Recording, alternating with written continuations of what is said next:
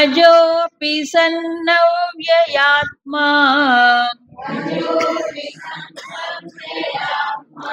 భూతానామీశ్వరోపి sun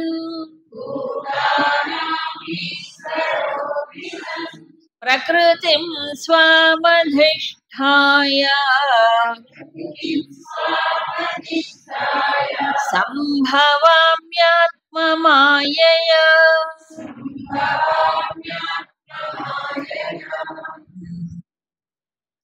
ఇప్పుడు కృష్ణ, నీకు అనేక జన్మలు ఉన్నాయి అంటున్నావు కదా, నువ్వు మా అలాగే పుట్టావా?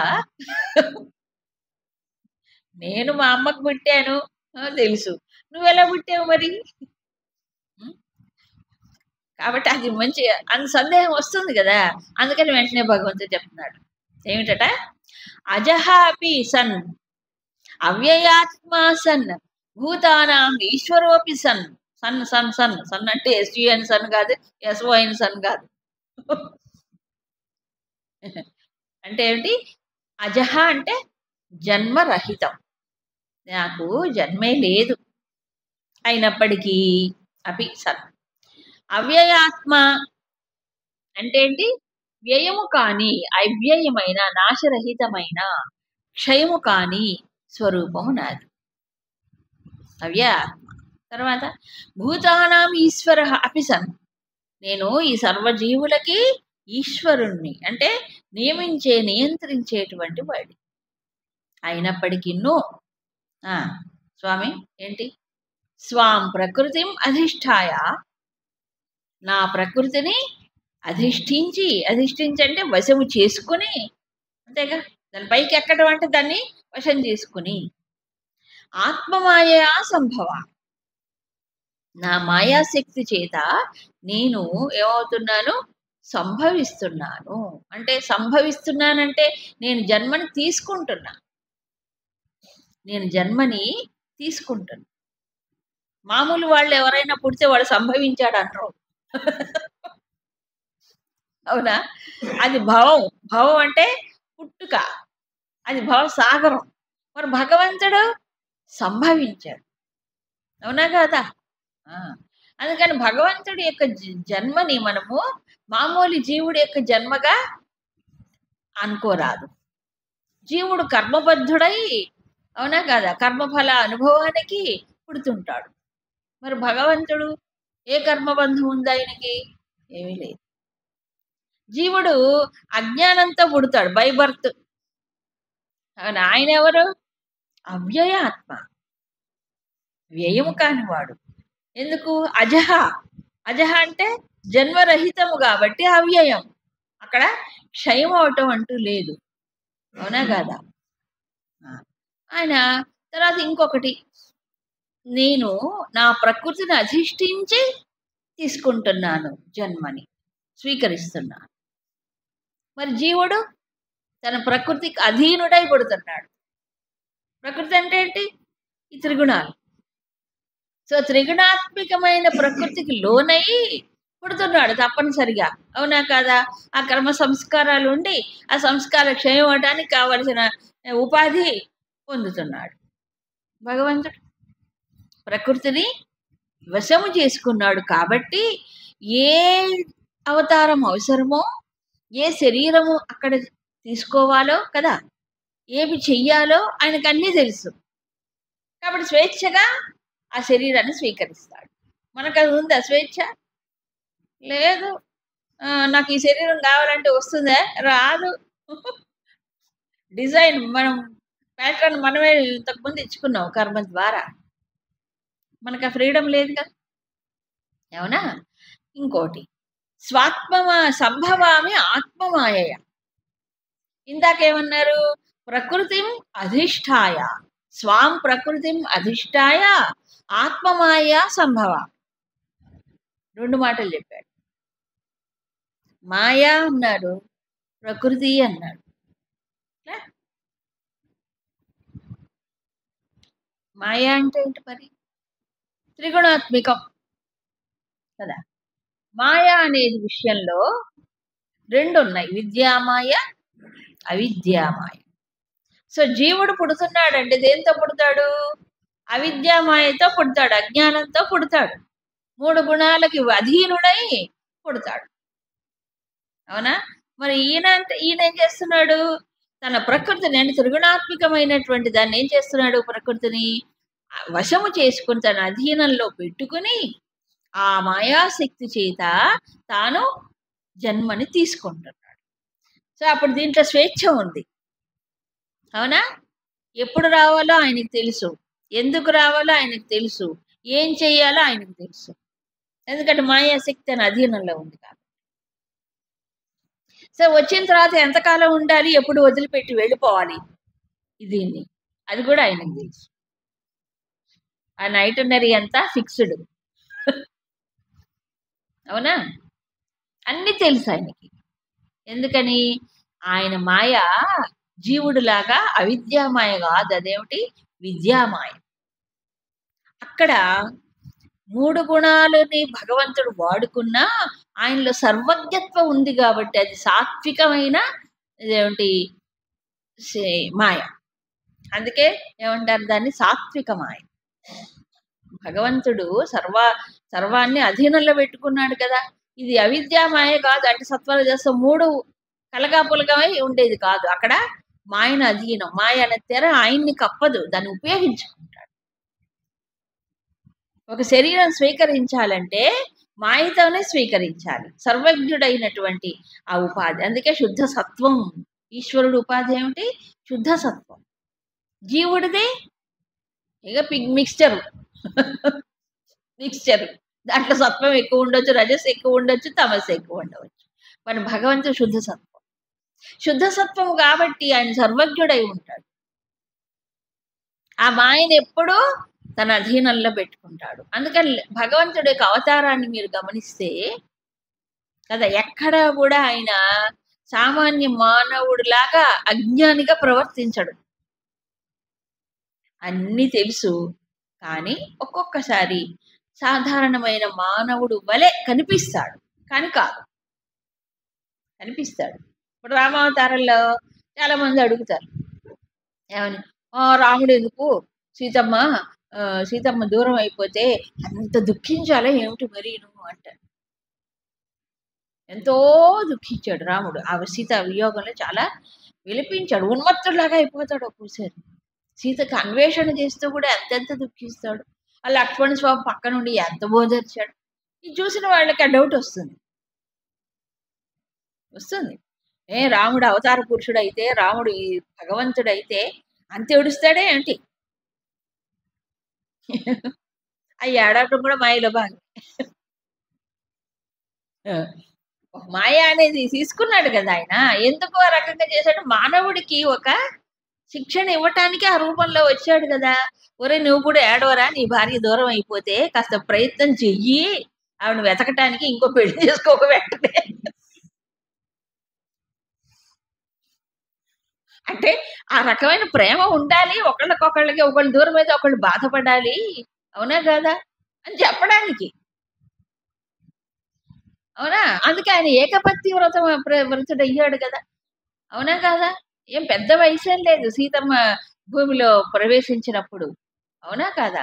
మరి తర్వాత ఎంత కాలము ఆయన ఏకపత్తి వ్రతుడై ఉన్నాడు కదా. రాముడికి భార్యలు దొరకరా? కావాలంటే చక్రవర్తికి అందరు రెడీగా ఉంటారు లైన్లో. కానీ ఆయన దాన్ని కట్టుబడ్డాడు ఆ వ్రతానికి. ఎందుకో ఆ నిష్ఠ కదా ఒక ఆదర్శం. ఇప్పటికీ కూడా ఎన్ని రకాల దుర్మార్గాలు జరిగిన ప్రపంచంలో మన జాతికి ఆదర్శం రాముడే. అవునా కాదా? మరి అలాంటి వాళ్ళని ఎవరైనా గౌరవిస్తారు, అవునా, ఆదరిస్తారు, పూజిస్తారు. ఆయన బ్రహ్మనిష్ఠుడండి, ఆయన బ్రహ్మచారండి అంటారు. అవునా కాదా?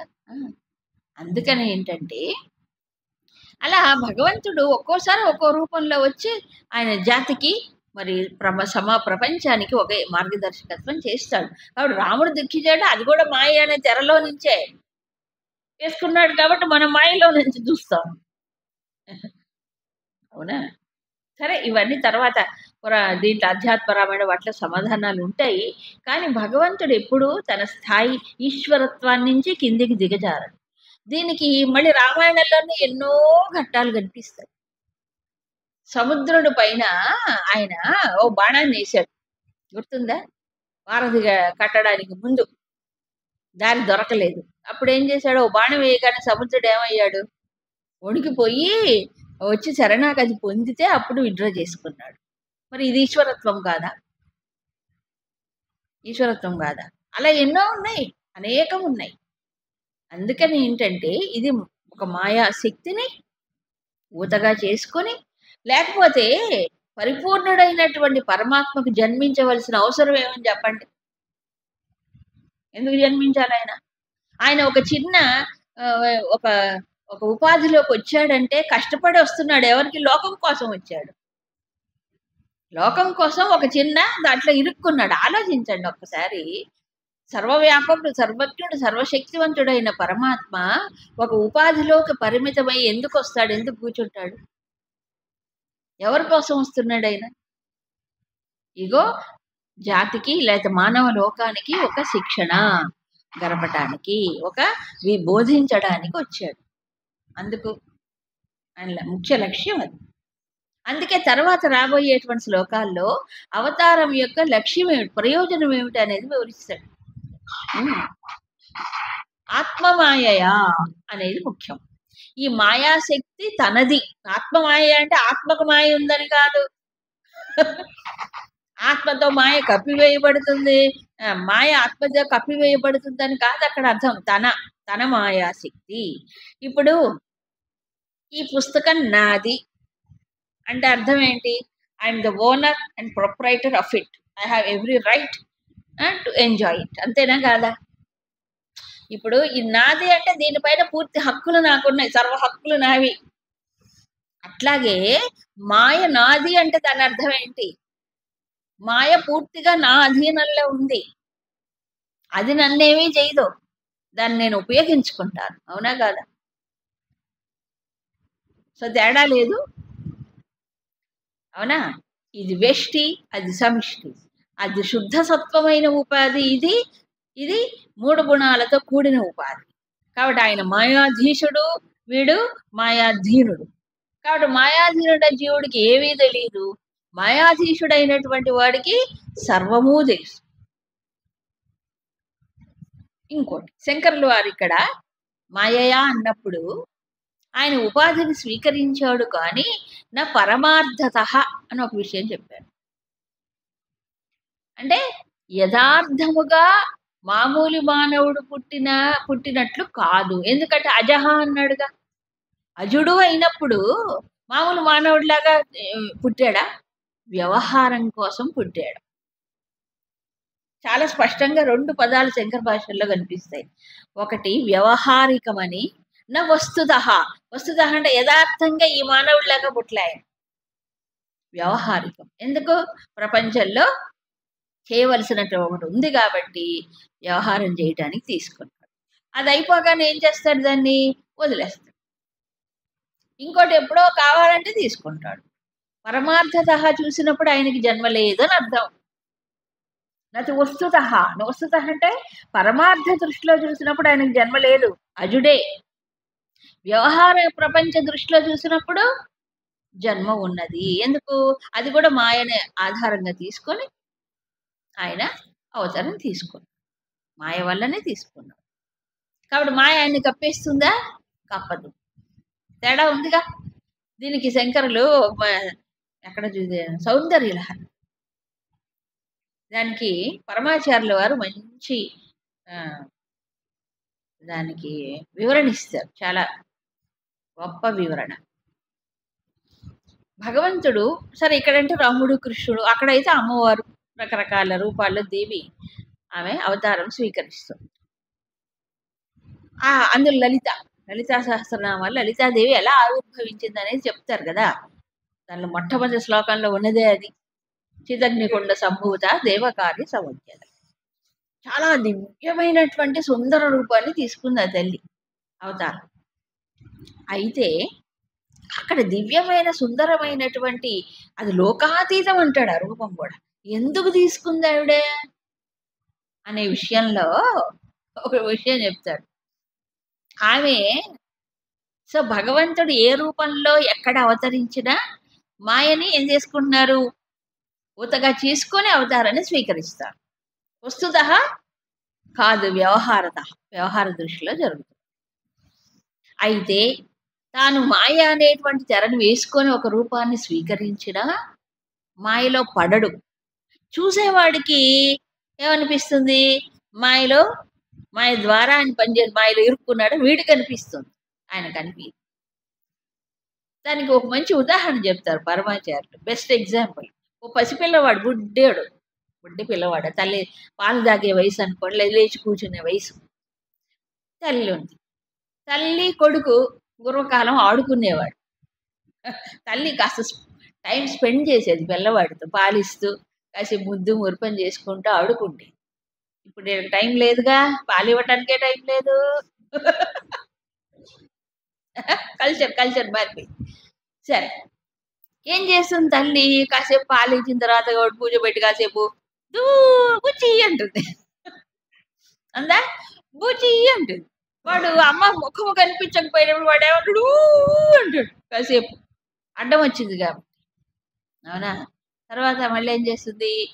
ఈ తీసి ముఖానికి తెర అడ్డం తీసి ఏం చేస్తుంది అంటుంది. కాసేపు నవ్వుతుంది. నవ్వగానే వాడు కిలకిలా నవ్వుతాడు కదా.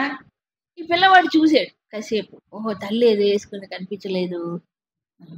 ఇప్పుడు వీడు ఏం చేస్తాడు? అమ్మ అటు వెళ్ళిపోగానే వాడు ఉంటాయి కదా పక్క బట్టలు దుప్పట్లు ఉంటాయి కదా, అది వాడు అటు ఇటు లేక వాడు కూడా ఇట్లా వేసుకుంటాడు. అమ్మ వేసుకుంది కదా, వాడు కూడా వేసుకుంటాడు.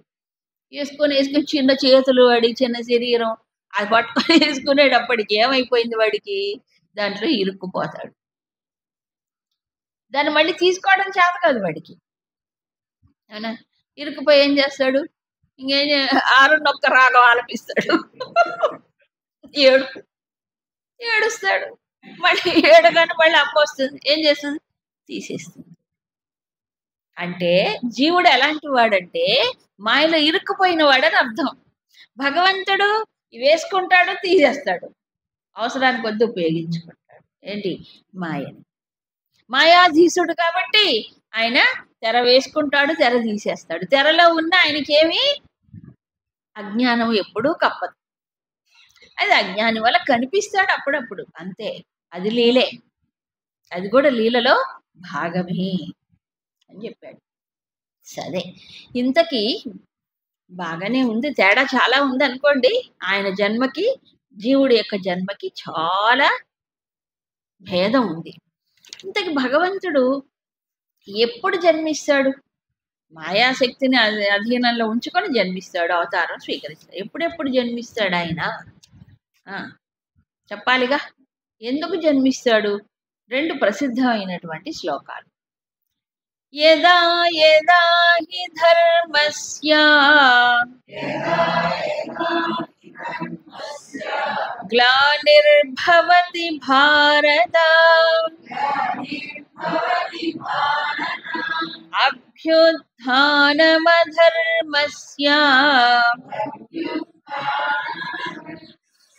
తదాత్మానం సృజామ్యహం పరిత్రాణాయ సాధూనాం వినాశాయ చ దుష్కృతాం ధర్మ సంస్థాపనార్థాయ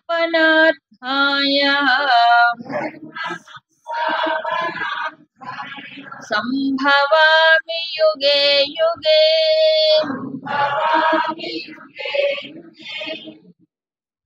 యదా యదా ధర్మస్య గ్లానిః భవతి, ఎప్పుడెప్పుడైతే ధర్మానికి గ్లాని అంటే ఏమిటి? నష్టం, ఒక రకంగా అంటే క్షీణించటం, తక్కువైపోవడం. ధర్మము ఆచరించే వాళ్ళు తక్కువయ్యి ధర్మానికి హాని జరుగుతుందో, అభ్యుత్థానం అధర్మస్య అభ్యుత్థానం, అధర్మం బాగా పెచ్చు పెరిగిపోయి ఆధిక్యతలో ఉంటుందో, ధర్మము క్షీణిస్తుందో, తదా అహం సృజామి ఆత్మానం అహం సృజామి, అప్పుడు నన్ను నేనే ఏం చేస్తాను? వ్యక్తం చేసుకుంటా. సృజామి అంటే సృష్టించుకుంటా, అంటే ఒక రూపాన్ని స్వీకరిస్తాను నేను నా కోసం. నా కోసం అంటే నా కోసం కాదు, ఆయన కోసం. అవునా? తదా అప్పుడు ఆత్మానం సృజామి, నన్ను నేను సృష్టించుకుంటాను. నన్ను నేను సృష్టించుకోవడం ఏంటి? ఒక రూపాన్ని తీసుకుంటాను. ఇక్కడ సృజామి అన్నాడు, ఇందాక సంభవామి అన్నాడు, గుర్తుందా? సో భగవంతుడు అవతారం సంభవం, తర్వాత సృజామి నన్ను నేనే సృష్టించుకుంటా, అంటే ఒక ఉపాధి సృష్టించుకోవాలి కదా. అది ఇప్పుడు జీవుడికి అసాధ్యమా? మన ఉపాధి మనం సృష్టించుకుంటామా? ఇదొకటి. తర్వాత అలా తీసుకున్న తర్వాత ఉపాధిని ఏం చేస్తాం స్వామి? సాధూనాం పరిత్రాణాయ, ఇది తెలుసు అందరికీ. ఎందుకు తీసుకుంటాను అంటే పరిత్రాణాయ సాధూనాం, సాధువులైనటువంటి వారు మంచి మార్గంలో ధర్మ మార్గంలో నడిచేటువంటి వారు, వారిని రక్షించడం. పరిత్రాణం, త్రాణ అంటే మామూలుగా రక్షణ, పరిత్రాణం అంటే బాగా వాళ్ళని రక్షించి వాళ్ళని ఉద్ధరించి చేయడానికి. వినాశాయచ దుష్కృత, దుర్మార్గులు దుష్టులు దుష్కర్మలు ఆచరించేటువంటి వారు, వారిని పూర్తిగా నశింపచేయడానికి. మూడవది ధర్మ సంస్థాపనార్థాయ, ధర్మాన్ని మళ్ళీ తిరిగి ప్రతిష్ఠ చేయడానికి. ఎందుకు? ఇప్పుడు ధర్మాన్ని ఆచరించే వాడికి హాని జరుగుతోంది కదా సాధువులకి, అప్పుడు ధర్మం ఆచరించే వాళ్ళు తక్కువైపోతారు కదా, అప్పుడు అధర్మం ఆచరించే వాళ్ళే ఆధిక్యతలో ఉంటారు, వాళ్ళు పవర్ఫుల్ అయిపోతారు. అట్లాంటప్పుడు ఏం చేయాలి? వాళ్ళని నాశనం చేయాలి, వీళ్ళని రక్షించాలి, తిరిగి ధర్మము ప్రతిష్ఠింపబడాలి. దానికోసం యుగే యుగే సంభవామి, యుగంలో ప్రతి యుగములో నేను సంభవిస్తాను అన్న. సో భగవంతుడు అవతారానికి 3 ప్రయోజనాలు చెప్పాడు. ఈ 3 ప్రయోజనాలు ఒకదానికొకటి లింకు. అవునా? ధర్మానికి గ్లాని జరిగింది అంటే ఏమిటి? ధర్మాన్ని ఆచరించే వాళ్ళు, దాన్ని సపోర్ట్ చేసేవాళ్ళు తక్కువైపోతారు సమాజంలో. అవునా? అధర్మం ఆచరించే వాళ్ళు ఎక్కువైపోయి వాళ్ళే బలవంతులైపోతారు. అప్పుడు ఈ ధర్మాన్ని ఆచరించే వాడికి ఏమవుతుంది? రక్షణ ఉండదు. పైగా వీడు వ్యతిరేకంగా కనిపిస్తాడు. అధర్మాన్ని ఆచరించే వాడికి ధర్మాచరణ చేసేవాడు కంటకంగా కనిపిస్తాడు. పూర్వం అంతా కథల్లో చెబితే అదే కథ తెలుస్తుంది. వీడు నాకు అడ్డం వస్తున్నాడు, వీడు నన్ను వ్యతిరేకిస్తున్నాడు. ప్రహ్లాదుడు హిరణ్యకశ్యపుని ఏం చేశాడు? వ్యతిరేకించాడు. హిరణ్యాయ నమః అంటే అనలే, నారాయణాయన ఓం నమో నారాయణ అన్నాడు. అన్న కదా, ఒరే నా శత్రువుని ఏంట్రా నువ్వు పొగుడుతున్నావు అన్నాడు. అదే కదా. కాబట్టి వాడికి ఇప్పుడు ముల్లోకాధిపత్యం వచ్చింది హిరణ్యకశ్యపు. ఇతను పసిబాలుడు. అవునా? మరి అలాంటప్పుడు ఏం చేయాలి? భగవంతుడు అనేకమైన బాధలు పడ్డాడు. ఒకటో రెండో బాబోయ్ ప్రహ్లాద చరిత్ర భయం వేస్తుంది అని అన్ని బాధలు కూడా అనుభవించాడు ప్రహ్లాద్. కాదే ప్రతిసారి కూడా భగవంతుడు ఏం చేశాడు? ఆయన్ని సాధూనాం పరిత్రాణాయ నిరూపించాడుగా. సాధువుని రక్షించాడు అన్ని కష్టాల్లో, ప్రతి ఆపదలోనూ ఆదుకోలేదా భగవంతుడు? ఎక్కడున్నా ఏ కష్టం వచ్చినా ఆదుకున్నాడు కదా. తర్వాత దుర్మార్గుడైనటువంటి హిరణ్యకశ్యపుడు వాళ్ళ సైన్యాన్ని ఏం చేశాడు? చివరికి సంహరించాడుగా. వినాశాయ. తర్వాత ఏం చేశాడు? మళ్ళీ ప్రహ్లాదుడిని రాజుగా చేశాడు. ధర్మ సంస్థాపనార్థాయ ప్రహ్లాదుడు రాజయ్యాడు తర్వాత. ఇలా ప్రతి యుగములోనే కాదు. యుగం అంటే ఏంటి? 4 యుగాల్లో 4 సార్లే అవతారం అని కాదు ఇక్కడ. యుగే యుగం అంటే ఆ సమయం వచ్చినప్పుడల్లా, అవసరం వచ్చినప్పుడల్లా అన్నాడు. అలా మనం చూసినప్పుడు కేవలం దశావతారాలే కాకుండా అంశావతారాల రూపంలో అప్పుడప్పుడు వచ్చి మేలు చేస్తాడు భగవాన్. రకరకాల రూపాలు చెప్పలేం మనం ఎప్పుడు ఏ రూపంలో వస్తాడు. అందుకని సో ముఖ్య ఉద్దేశం ఏమిటంటే ధర్మాన్ని ప్రతిష్ఠింపడం. ఎందుకు ధర్మాన్ని ప్రతిష్ఠించాలి? ధర్మం వల్లనే ఈ లోకము నడుస్తుంది, సక్రమంగా ఉంటుంది. ధర్మం కనుక ధర్మానికి గ్లాని జరిగితే లోకంలో ఏమవుతుంది? దేనికి కూడా ఒక స్థాన భ్రంశం అయిపోతాయట మొత్తం కూడా. ఏది? ప్రకృతి కూడా. ఇప్పుడు చూస్తున్నాం కదా, ప్రకృతి వికృతి ఎందుకు అవుతుంది? ప్రకృతి వికృతంగా ఎందుకు ప్రవర్తిస్తుంది చెప్పండి? ఎందుకు? కారణం ఏంటి? మానవుడి యొక్క అధర్మ ప్రవర్తన. ఇదంతా భగవంతుడు వేసే శిక్షలే అని అర్థం చేసుకోవట్లేదుగా. కాబట్టి భగవంతుడు కూడా వాడిని వినాశనం చేయడానికి ముందు అనేక అవకాశాలు ఇస్తాడు. వాడికి నువ్వు బాగుపడు, నువ్వు బాగుపడు, నువ్వు మార్చుకో, నువ్వు మార్చుకో అనడానికి అనేక అవకాశాలు ఇస్తాడు. ఇక చివరికి వాడు వినడు కాబట్టి ఏం చేస్తాడు? పూర్తిగా సంహారం చేస్తాడు. ఆ మొత్తం సైన్యాన్ని కృష్ణావతారంలో అయితే అతను ఎవరు? శిశుపాలుడు కాదు, శిశుపాలుడు దంతభక్తుడు, ఇంకో 21 కృష్ణుడి పైన జరాసంధుడు అనేవాడు మహా పవర్ఫుల్. ఎంత సైన్యం అంటే 21 ఆ సైన్యాన్ని తీసుకొని వచ్చి మధుర పైన దండెత్తుతాడు. 21 సార్లు. ప్రతిసారి కృష్ణుడు ఓడించి పంపిస్తూనే ఉన్నాడు, కానీ చంపలే. బలరాముడు ఎందుకు చంపవు కృష్ణ అంటే, ఇంకా వాడు రావాలి, వాడి సైన్యం అంతా పోయేదాకా వాడిని రాని, అంతమంది దుష్టులు ఉన్నారు, వాళ్ళందరూ వస్తూ ఉండి తీసుకొస్తుంటే ప్రతిసారి హతమార్చవచ్చు, వాడిని చివరిగా చేద్దాం అన్నాడు.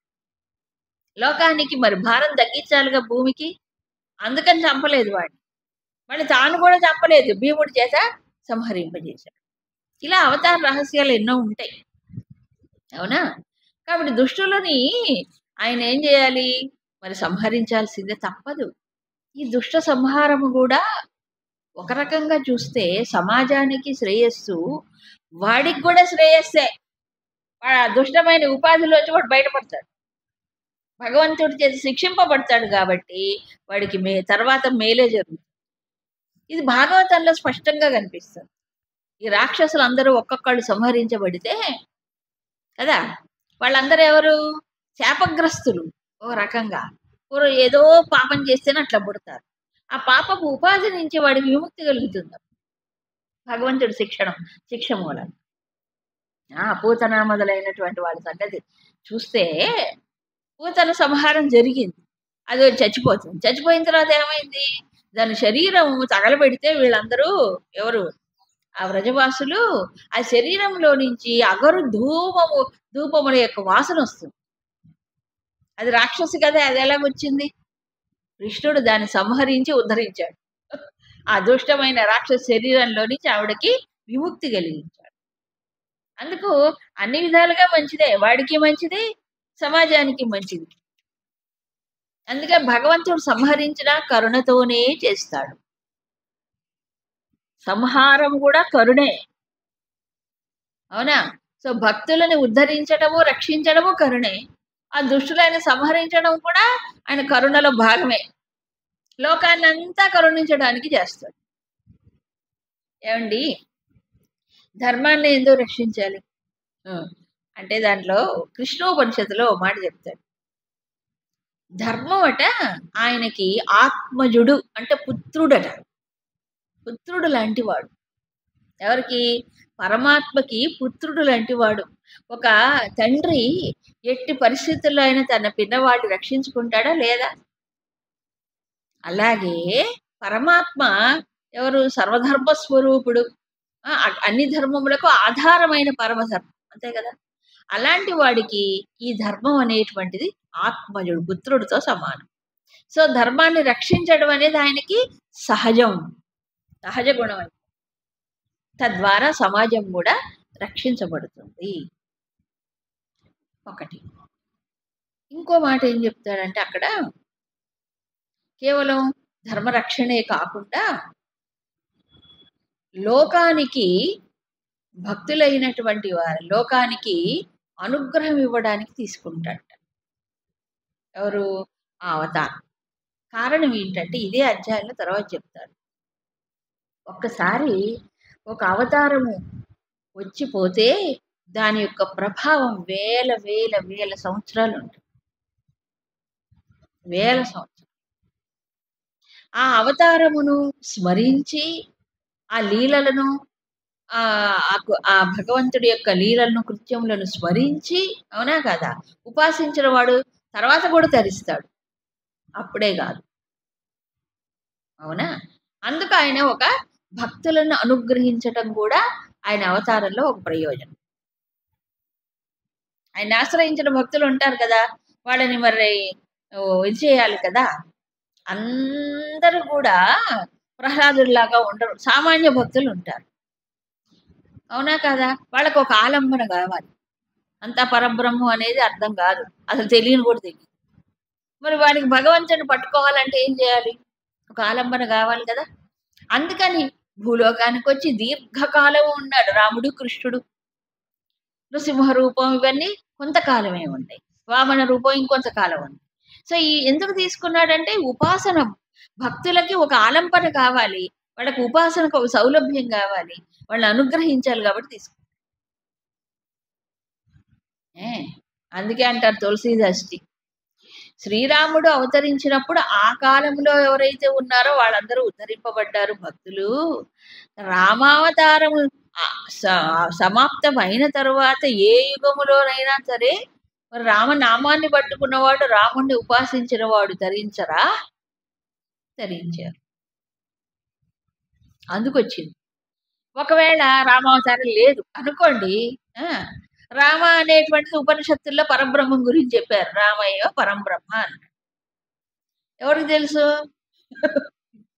ఎవరికి తెలుసు పరబ్రహ్మం అనేది? ఎవరికి తెలుసు? అర్థమవుతుందా పోనీ? తెలియదు కదా. రాముడు ఆ రూపంలో వచ్చాడు కాబట్టి ఇప్పుడు ఏమైంది, ఆ రూపమును, ఆ ధర్మమును, లేకపోతే ఆయన అవతారమును ఉపాసన చేసి అప్పుడు పరబ్రహ్మమును అందుకుంటాడు, అంతేగా. అది కాబట్టి భక్తులకి ఒక ఆలంబన అనుగ్రహం కోసం వస్తుంది. సంభవామి ఇది.